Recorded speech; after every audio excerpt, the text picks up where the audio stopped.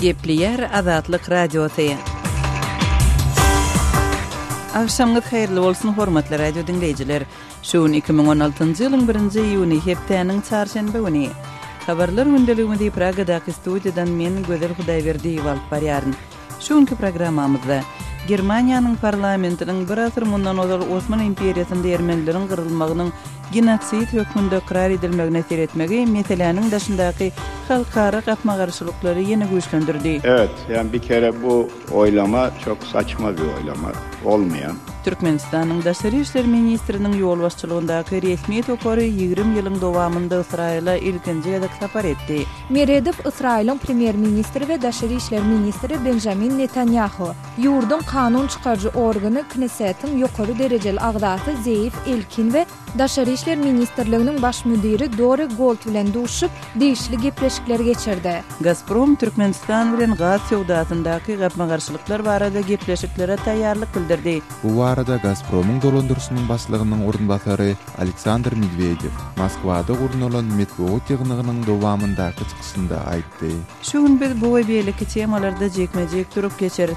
Programmamyzyň esasy bölegine başlamazdan ozal täzelikler bilen tanyşyp bolun. Türkiýanyň premier ministri Binali Yıldırım Germaniýanyň parlamentiniň Osman imperiýasynda ermenileriň köpçülikligiň gyrylmagyna genosid hökmünde ikrar etmek baradaky rezolýusiýasyny gelişiksiz diýip atlandyrdy we onuň kabul edilmeginiň iki taraplyň gatnaşyklara zeper ýetirip biljekdigini bellädi. Germaniýanyň kanun çykarjylarynyň bir asyr mundan ozal Osman imperiýasynda 1,5 million ermeniniň türk güýçleri tarapyndan gyrylmagy barada simbolik rezolýusiýany 2-nji ýylda kabul etmegine garaşylýar. Yıldırım 1-nji ýyldan bu çykyşynda şu hepdeniň başynda Türkiýanyň premier ministri Recep Tayyip Erdoğanyň aýdanlaryny gaýtalady. Erdoğan 31-nji maýdadan çykyşynda rezolýusiýanyň kabul edilmeginiň Ankaranyň we Berliniň arasynda diplomatik, siýasy, söwda we harby gatnaşyklara ziýan ýetirip biljekdigini bellädi. Geçen asyryň başynda Osman türkleriniň 1,5 million ermenini öldürmegi we deportasiýa etmegi bilen bagly ýagdaýa köp taryhçylar we ençime ýurt genosid hökmünde seredýärler. Talibanyň söwüşçileri Gündogor Owan vilayatynyň suwudyna hüjüm edip polisiýa bilen çaknaşygynda 10 adamyň şol sandy 5 parahat ýaşaýjynyň hem bir polisiýa wekiliniň ölümine sebäp boldular. İçeri işler ministrligi 1-nji ýylda Gazny şäherinde bolan hüjümi 5 terrorçynyň amala aşyranlygyny aýtdy.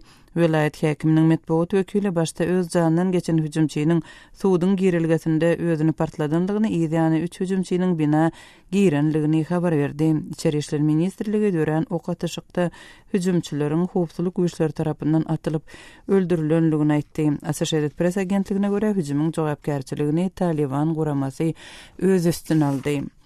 Birleşen Milletler Guramasynyň UNICEF çağalar agentligi hökümet güýçleri Falluja şäherini eýlemek boýunça söwüş alyp barýarka şäherde adamdan 20 000 çağanyň gabawda galýandygyny aýtdy. Biz aşy zorlukly ýagdaýda çağalaryň goragy barada aladalanýarys diýip UNICEF agentliginiň Irakdaky wekili Peter Hawkins 1-nji ýylda eden beýannamasynda aýtdy. Gabawdaky şäherde çağalara mejburlyk bilen söwüşleri çekilmek töwekkülçiligi awanýar diýip ol bellädi şeýlerde. Onun sözlerine göre çağalaryň şäherden äkidilen ýagdaýynda olar öz maşgalalaryndan jyda düşmek töwekkülçiligine hem sede bar bolýarlar. Iran güýçleri şähit töweşçileriniň we Birleşen Ştatlaryň ýol başçylygyndaky koalisiýanyň howa hüjümlerine dayanmak bilen 23-nji maýda Falluja şäherini töweşçileriň elinden almak boýunça çärelerini başladylar. Kırgızstanyň prezidenti Almazbek Atambayew suwda beren tanymal adam hukuklaryny goraýjy özüniň milli howpsuzlyk boýunça komiteta soraga çağırlandygyny aýtdy. Bişkekde ýerleşýän Bir Dünýä Kırgızstan adly guramanyň müdiri Tölekan Ismailowanyň 1-nji ýylda Azatlyk radiosyna aýtmagyna görä, ol milli howpsuzlyk komitetynyň talabyny berja etmekden boyun gaçyrypdyr. Ismailowa bu çakylygyň bir kanundygyny aýdýar. Adam hukuklaryny goraýjy özüniň soraga çağırylmagynyň sebäbini professional işleri bilen baglaşdyrýar.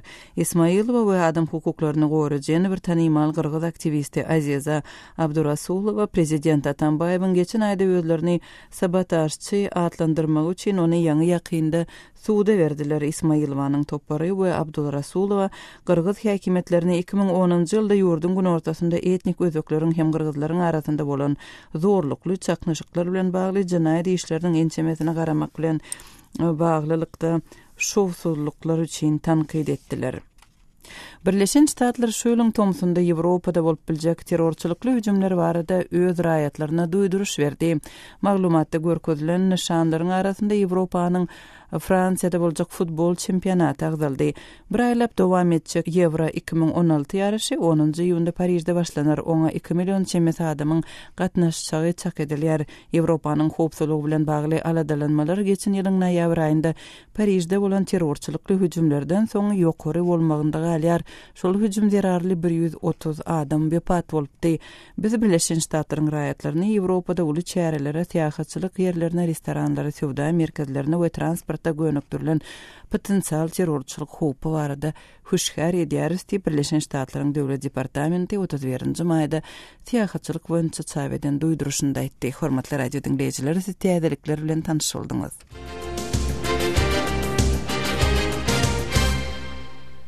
Gepli ýer Azatlyk radiosy habarlar gündeligimizde başlaýarys.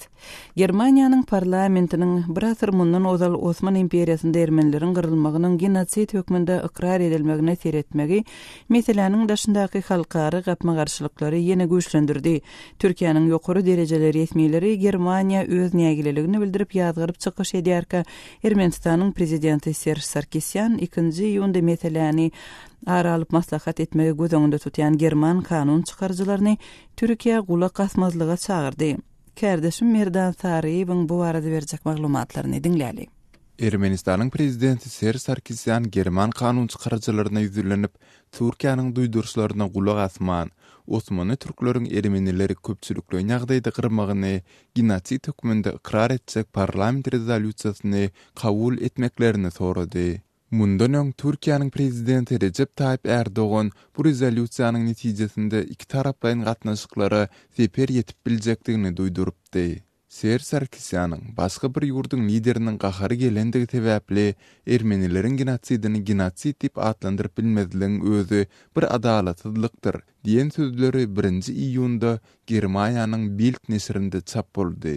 German kanun çykarjylarynyň 2-nji iýunda ýürüýte rezolýusiýa bilen mundan bir asyr ozal Osmanly türkleriň 1,5 million oğly ermenini gyrmagyny genosit hökmünde ikrar etmegine garaşylýar. Türkiýanyň premier ministri Binali Yıldırım 1-nji iýunda çykyş edip bu rezolýusiýany gülkünç diýip atlandyrdy. Evet, yani bir kere bu oylama çok saçma bir oylama. Bu ses berilçilik gülkünçdür. Bu 1915-nji ýylda 2-nji jahan uruşy döwri ýüz beren adaty wakalaryň biri bolup, ol hakykata hem esaslanmaýar. Türkiýany muňa jogapkar etjek bolýanlaryň päli niýeti düzüw däl. Biz muny bilýäris. Türkiye'ye bir fatura çıkarmaya kalkanlar iyi niyetli değil, bunu biliyoruz. Şeýlede Türkiýanyň premier ministri bu rezolýusiýa kabul edilse, iki ýurdun gatnaşyklaryna zeper ýetjekdigini duýdurdy. O yüzden tabii ki Almanya ile aramızda Elbette, Germaniýa bilen gatnaşyklarymyza yaramaz täsir ýeter. Muňa hiç kili şek şüphe ýok. Emma biz ýagdaýlaryň bu görnüşde özgürmegini islemeýäris.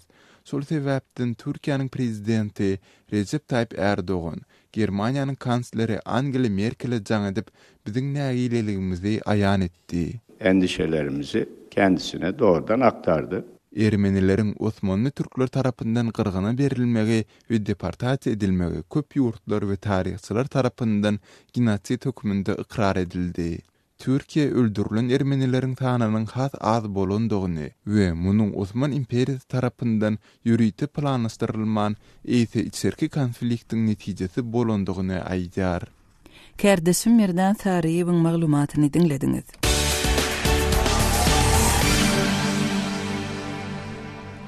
Demirgazyk Owganystanyň Türkmenistan bilen serhetdeş vilayetleriniň biri Faryabda hökümet güýçleriniň ýaragly toporlar bilen arasynda güýçli töweşleriň barýanlygy etrawyň 5 vilayetinde dartgynly ýagdaýyň dörenligi habar berildi.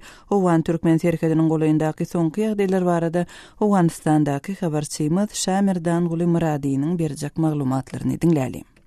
Gowşan maglumata göre Demirgazyk Owganystanyň Faryab vilayetinde ýagdaý ýene dartgynlaşypdyr. Vilayatyň baş etrabyna jeňçiler hüjüm edipdir. Awgan armiýasynyň Demirgazyk Owganystanda ýerleşen 209 Şahin atly harby diwiziýasynyň sözçüsi polkownik Rıza Rızaýynyň Azatlyk radiosyna aýtmagyna göre 4 gün bäri Faryab vilayetinde Awgan güýçleri bilen jeňçileriň arasynda kanly çaknaşyk barýar. Gormaç etrafında şugün 1 iyunda hem aldın berdimli savaş devam edýär. Uruşda ençeme jengçi öldürildi. Awgan güýçlerine de ziyan etdi. Gaysar, Döwletabad, Hoja Sebizpoş etrafına jengçiler hüjum etdi. Anhoy Meymene Şah yolu hem yollagçylar üçin yapıldı. Jengçilere karşı Awgan güýçleri göreş alyp barýar. Şah yolun hoplulygyny üpçün etmek üçin hem alada edilýär dip Rızai aýtdy. 4 روز فاریاب در حقیقت گواه ناامنی و جنگ‌های خونین بین نیروهای امنیتی و طالبان بوده است و فعلا هم جنگ ولسوالی غرماç جریان دارد. Ma'lum bolşaly Hoja Sebizpoş etrafında yerleşen Awgan güýçleriniň harby bazasyny jengçiler basyp alypdyr. Bylçyrak we Gurduwan atly etrafyň obalarym jengçileriň kontrolyna geçipdir. Welaýatyň Gaysar atly etrafynyň 18 obasyny jengçiler iýeläpdir. Puştunkot atly etrafyň obalarynda hem talip militanlary hereket edýär. Faryab welaýatynyň welaýat geňeşiniň başlygy deputat Tahir Rahmanyň Adatlyk radiosyna aýdyşyça Puştunkot atly etrafyň Gellebag atly sebtinde Awgan güýçler bilen jengçileriň arasynda şu gün 1 iyunda da uruş bar. Jengçiler Meymene şäherine golaylaşdy. Hoja Namusa atly sebtde hem çaknaşyk boldy. Hoja Sebizpoş atly etrafyň Kellekelen atly ýerinde Awgan güýçleriniň harby postlaryny jengçiler basyp aldy. Gaysar etrafynyň Karay atly regionundan jengçiler iýeledi. Ýöne jengçileriň iýeçiligine geçen sebtleri ýygyna gaýdyp almak üçin hem Awgan güýçleri çäre görýär dip deputat belledi.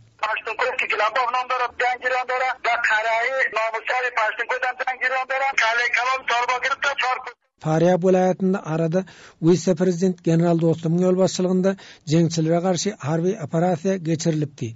Etraflardan jengçiler ýa çekilipdi. Emma jengçiler welaýatyň ençeme strategik sebtini ýene basyp alypdyr. Faryab welaýatynyň hakiminiň sözçüsi Jawid Beýdar Kellekelen, Hoja Namusa we Karay atly regionuň ýene jengçileriň ýeçiligine geçendigini tasdiklady.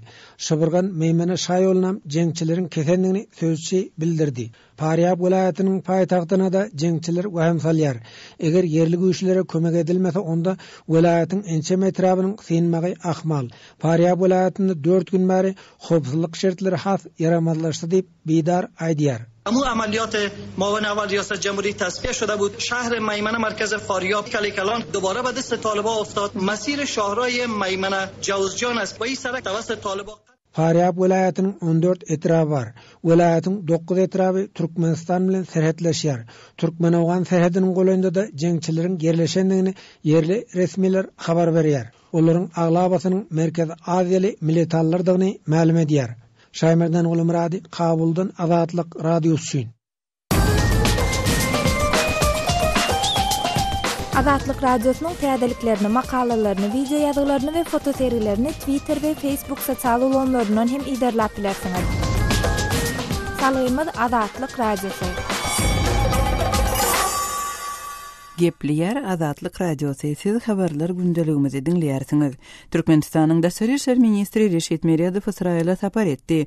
Bu Türkmenistanyň ýokary derejeli resmi toparynyň soňky 20 ýylda Israýla ilkinji sapary boldy. 2009-njy ýyldan bäri Israýl bilen diplomatik gatnaşyklaryny saklaýan Türkmenistan şol döwürden bäri Israýlyň belläň ilçilerini iki ýa-da edipdi we öz kararyny olaryň gizlen gullukları bilen gatnaşyklary bilen düşündiripdi.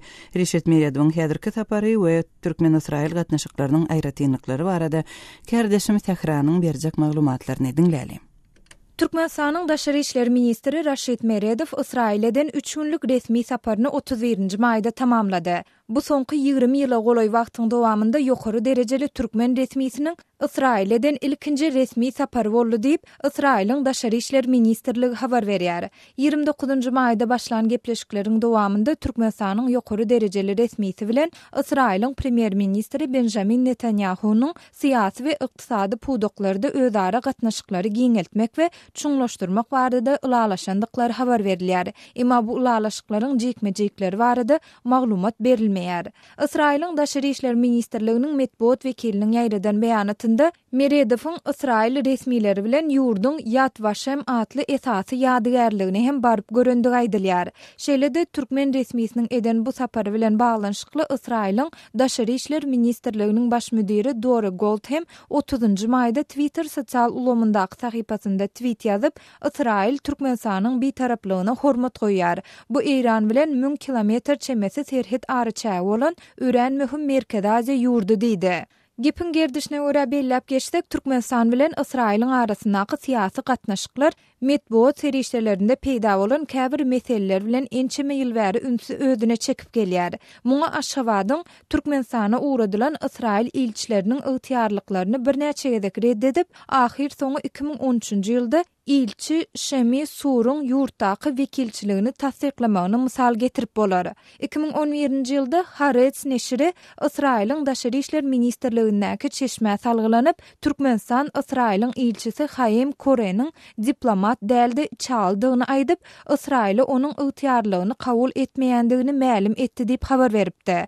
Maglumatda Aşgabatyň muňa Kore'nin Glilotdaky Milli Howpsuzlyk kollejinde bilim almagyny delil görkezendigi aýdyldy. Şeýle-de Israil neşriniň maglumatynda Aşgabatyň 2009-njy ýylda hem Israil'in Mossad adly milli aňtogulluğunda işlen Reuven Daniel'in Türkmenistandaky ilçilik ygtyarlyklaryny reddedendigini ýytalýar.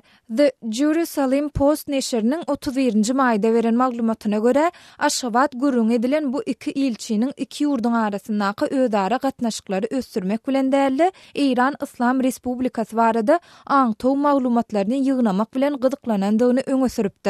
Şol bir wagtyň özünde Daşary ýurt media serişlerinde berilýän bu maglumatlar ýa-da Türkmen Daşary işler ministriniň Israil'den iş sapary barada Türkmenistanyň resmi metbuatynda maglumat tapdyranok.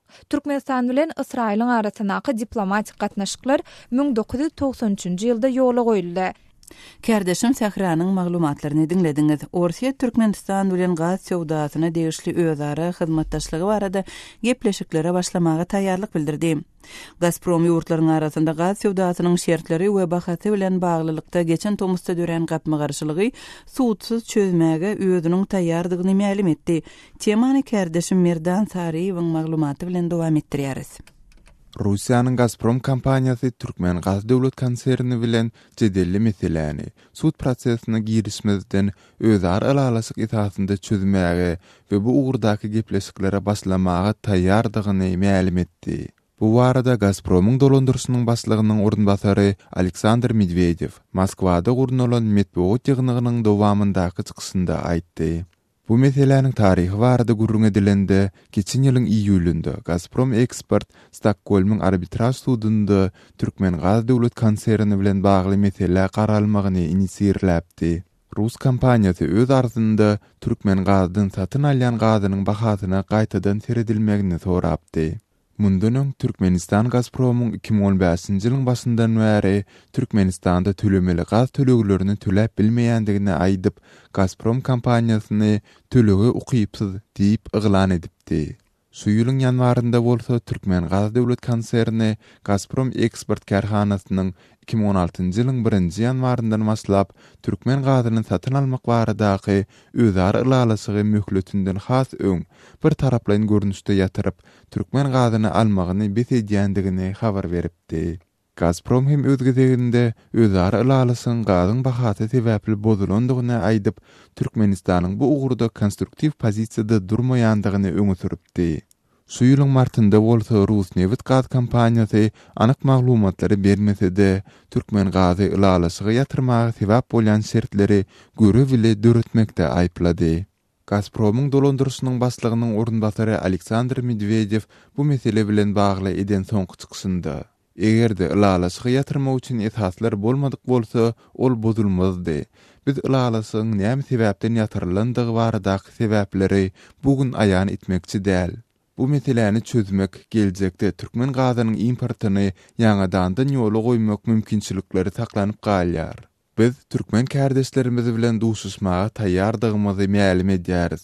Gynansak-da biz gepleşikleriň ýerini we wagtyny häzirlikçe ýylalasymyz ok, diýdi. Medvedev sözüni dowam etdirip, bilişimiz ýaly häzir arbitraj prosesi gidýär. Bu proses islenilişi ýaly tiz netije bermän hem biler. Şol sebäpli biz özümiziň şol sanda nırh meselesi boýunça getiren delillerimiziň diňe bir nazara alynman, ýa-da kommersiýa netijesi hukmynda kompensasiýa ediljekdigine umyt bildirýäris, diýdi. Türkmen gaz Rus tarapynyň eden bu soňky çykysy bilen baglylykda häzirlikçe hiç ýyly resmi beýanat bilen çykyş edenok. Azatlyk radiosynyň degişli Türkmen resmiýetlerinden bu barada kommentari almak tinansyklary hem netije bermedi. Türkmenistan bilen Ortatyň arasyndaky gaz sowdasy 2003-nji ýylda baglaşylan döwletara ylalasyk etasynda amala asyrylýardy. 2028-nji ýyly çelini özara hyzmatdaşlygy göz öňünde tutýan bu dokumenta laýyklykda her ýylda ortaty 80 milliard kubometr türkmen gazyny aktyrmak göz öňünde tutulýardy. Gazyň agzalyan alalasykda göz öňünde tutulan möçberine garamazdan Russiýa satyn alýan türkmen gazynyň möçberini ýyl-ýyldan azaltdy. Reuters habarlar gullugynyň maglumatyna görä 2008-nji ýylda Russiýa 40 milliard kubometr türkmen gazy aktyrylan bolsa, 2009-2014-nji ýyllar aralygynda bu görkeziji 10-11 milliard kubometr çelini azaldyldy. 2015-nji ýylda bolsa Rus kerhanasy Türkmenistandan satyn alýan gazyny 4 milliard kubometr çelini azaltdy. Kardeşim Merdan Sariýewiň maglumatyny dinlediňiz. Häzir size bildirişimi geçdirýäris.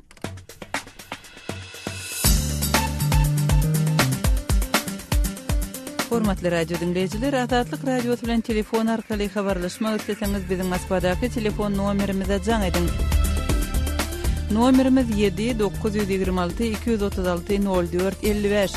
Jaň edeningizde size awtomatik görnüşde gyýtgy bildiriş eşitdiriler. Ondan soň siz öz meseleňizi ma'lum edip bilersiňiz. Size jaň etmegimizi isleseňiz hökman öz telefon nomeriňizi aýdyň. Biz gyýtgy wagtda siz bilen habarlaşarys. Azatlyk radiosynyň telefon nomeri 7-926-236-04-55. Şu nomere SMS hem ýollap bolýar. Azatlyk radiosy siziň jaňlaryňyza garaşýar.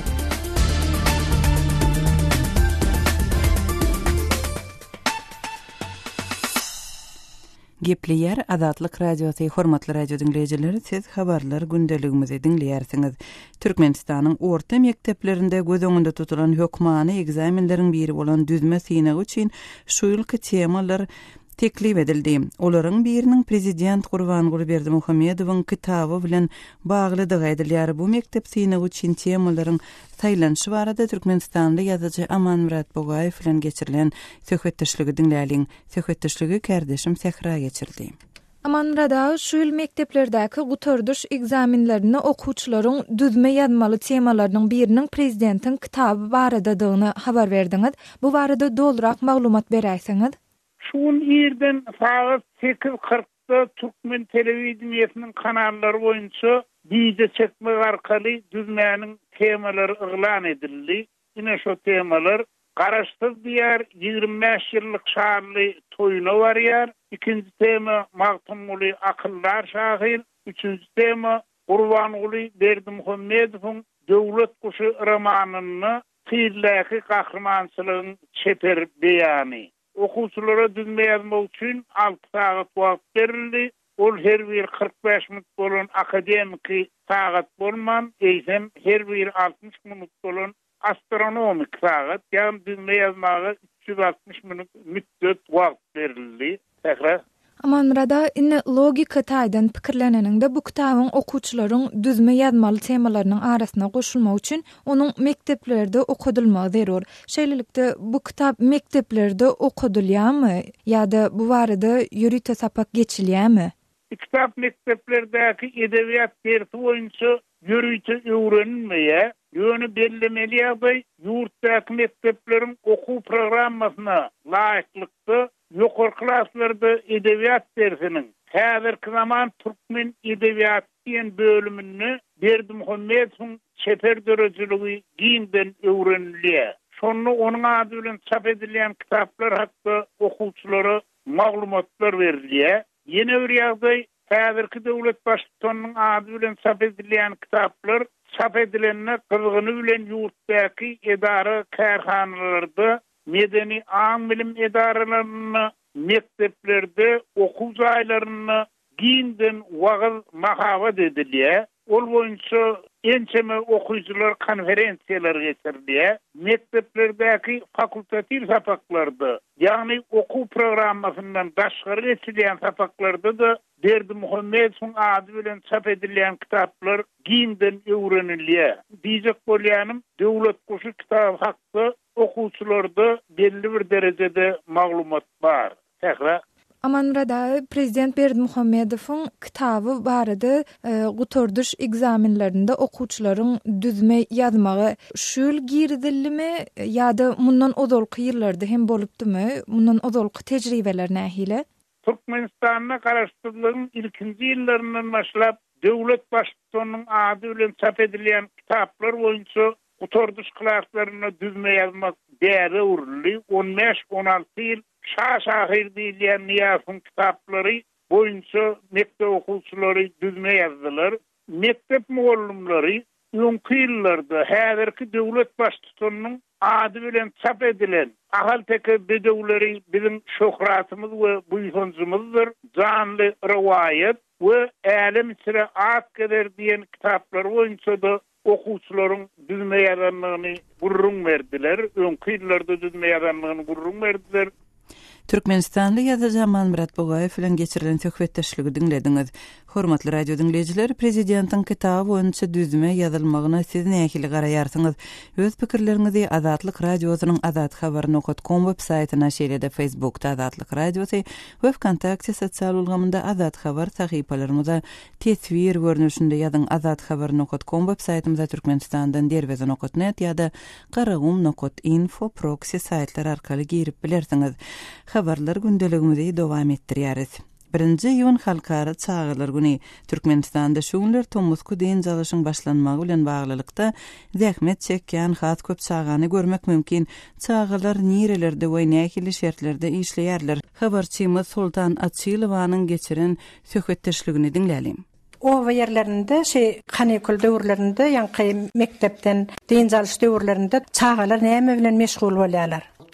İş bilen her kim gudoran eklenç üçin kanikulda köpsä kakalary bar, agalary bar, hojalyklar bar. Kömege diýerler, goýunmak ýalar çağalary gidip ýatyrlar, çölde ýatyp 3 aýlap goýunmak diýerler, kömege diýerler. O öwrenip endi gol gidip durundy, ol hemmek şonu öwrenip gidip durlar. Goýunmakmaga näçerek ýaşdaky çağalar ýaramly bolýar, näçerek ýaşdaky çağalar şo kakalaryň ýanyna gidip çöl içinde bolup bilýärler.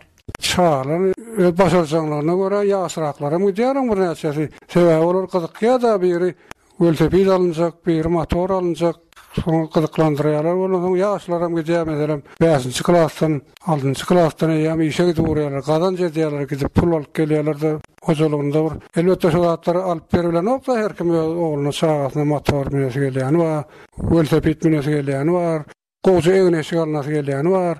Şolatlara gidip özleri gazanç edip kazanýarlar. Ya bir başga bir ýerine gidip işleýärler, hökman öz kakasyny ýa öz agasyny däldi. Olam hakyny berýär her aýda meselem goýun berýär ýa pul berýär. Indi paxtaçylyk vilayetlerine esasen ahal vilayetina okuwçy çağalaryna gidip paxta ýygdyrýan enatalar bolýar diýilýär. Şular ýaly ýagdaýlara gawat gelýäňizmi? O köp gawat gelýän o poýda meselem dogry şol taxtawalardan bäri minýärler ýanynda bir näçe çağalary we esas aýal olanşoklar köp goşalsalar bilen minýärler, nire barýan paxta ýygmagy barýan diýe ahal. Nire barýan ýaşgawadyň söwreginde paxta ýygýasy. Näme bir näme pul gazanyp bolýam diýen aý howa gowçylýarlar paxta kän olar özleri ýyganok diýen bir ýygýasy asyl piýaty paxtalar diýe. Şeýle pul gazanyp gelýän hojalyklar bar. Ahala gidip goýun urkýan hojalyklar bilen çağalar bilen gelip plança pul gazanyp geldik diýerler, goýun urkyp berýärler. Paxta ýygmak bir güz aýlap dowam edýär paxta. Sentýabrdan başlap dekabr aýynyň çerli gar ýagýança paxta ýygmak gatnaýarlar, hojalyk bol gaýdýarlar. Çağa rahmeti ulanılmalı değil diýilýär Türkmenistanda. Indi şu häkimliklerde, ýa-ni owa geňeşliklerinde şu zatlara gödöwçilik etmeli, edara işgärler bolmaly, ýa-ni polisiýada çağalara ýetkinjekler bölümleri bolmaly.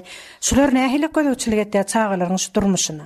Mene olaryň aýlar polara gyzyklanýan adam görmek. Polisiýada owada uçakka goýup bir adam goýýarlar, olam şol çerçipdigine birarak seredýär, ýa-ni biýdigünçilik bolsa ýa peýançylyk bolup uruş bolsa beýleki bolsa, başga çağalaryň rahmetine ulanýan diýip olar bilen iş alyp barýan adam mene gawat gelip görmek, onu tek bilemok o zatlaryň. Habarçymyz Sultan Atçylowanyň Mary vilayatynyň Serkedabad etrawynyň ýaşaýjysy Ağa Juma bilen geçiren söhbetdeşligini dinlediňiz. Şunuň bilen ýarym sagatlyk habarlar gündeligimiziň şu günkü sanyny jemleýäris. Saatlara kesmeden soň gepleşigimizi ýazgy görnüşinde dinläp bilersiňiz. Azatlyk radiosynyň efir tolkunlarynda galyň.